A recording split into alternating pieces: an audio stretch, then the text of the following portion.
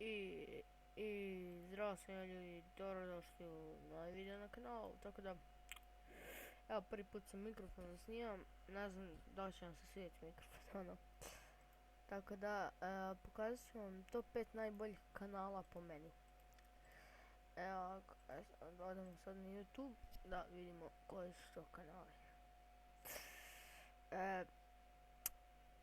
Reklama neka. Ovako, za početak, Muđa. Znači, za peto mjesto stavim Muđu, jer ni napravim na njega ni ne gledam puno, a i dobro, ne znam šta. Sljedeće ovdje već imamo, znači, na četvrtom mjestu je Serbian, znači, vjerojatno svi znamo za njega, to ne treba šta puno da se priča. Na trećem mjestu je Full TV, njih dosta pratim, no, ali sad ne toliko.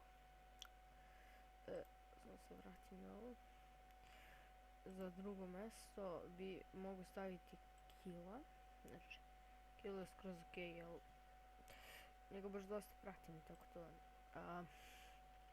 I najbolji youtuber po meni je King of the Phil Show. Znači ekstra, stvarno kvaliteta videa je odlična, stvarno puno se trudi to. Ja mislim da sam spomenuo sve moje, eto, omiljene za sad, tako da to bilo sve za video, tako da, ćao.